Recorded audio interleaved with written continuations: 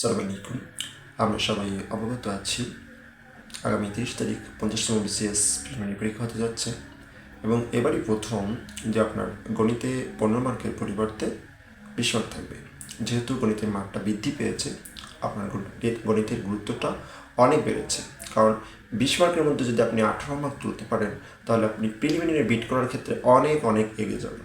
আজকে গণিতের অসংখ্যবার আসা, বিশেষ পরীক্ষা বহুবার আসা একটি প্রশ্ন সমাধান করব। চলুন দেখে নিই।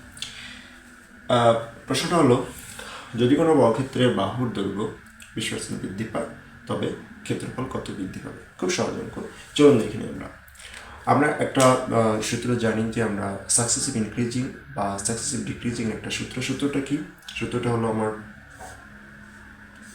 Plus A plus minus B plus minus A into B by 100। এটা আমার সূত্র সাকসেসিভ ইনক্রিজিং বা সাকসেসিভ ডিক্রিজিংয়ের ক্ষেত্রে। এই সূত্রটা আমরা কোথায় ব্যবহার করব?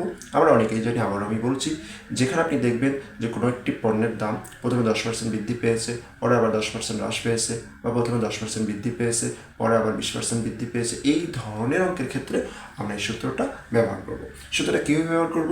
এখানে খেয়াল করুন, আমরা এখানে প্লাস মাইনাস ব্যবহার করছি, অর্থাৎ যখন আপনার ইনক্রিজিং হবে তখন আমরা প্লাস ব্যবহার করব এখানে, আর এখানে প্লাস ব্যবহার করবো। আর যখন আপনার ডিক্রিজিং হবে তখন এখানে মাইনাস ব্যবহার করবো, এখানেও মাইনাস ব্যবহার করবো।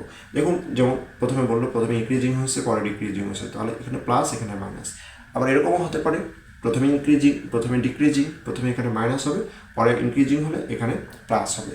আর এই জায়গাটা হবে এখানে এবং এটার এই দুটার গুণফল। যেমন এখানে প্লাস প্লাস হলে প্লাস প্লাসে প্লাস হবে, এখানে মাইনাস প্লাস হলে মাইনাস প্লাসে মাইনাস হবে।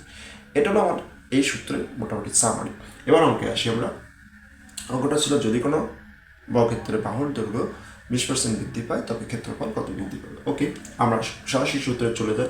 যেহেতু আমরা জানি বর্গক্ষেত্রের বাহুর দৈর্ঘ্য এ যদি হয় তাহলে ক্ষেত্রফল হবে a স্কোয়ার বর্গ একক।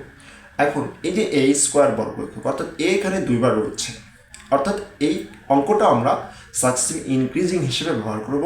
অর্থাৎ এ যেহেতু দুইবার এসেছে, আমরা এখানে দুইবার দুই ক্ষেত্রে আমরা কি ইনক্রিজিং হিসেবে ব্যবহার করব।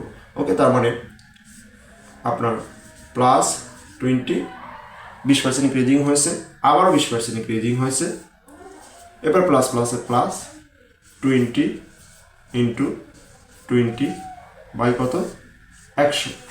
এটা হচ্ছে আমাদের মোটামুটি এই অঙ্কের ইকুয়েশন। এটা যদি আমরা ক্যালকুলেশন করি, এটাটা কেটে যাবে, 40 আর 4 44, অর্থাৎ এই প্রশ্নের উত্তর হবে 40% বৃদ্ধি পাবে। ওই বর্গক্ষেত্রের ক্ষেত্রফল 40% বৃদ্ধি পাবে। সবাইকে ধন্যবাদ।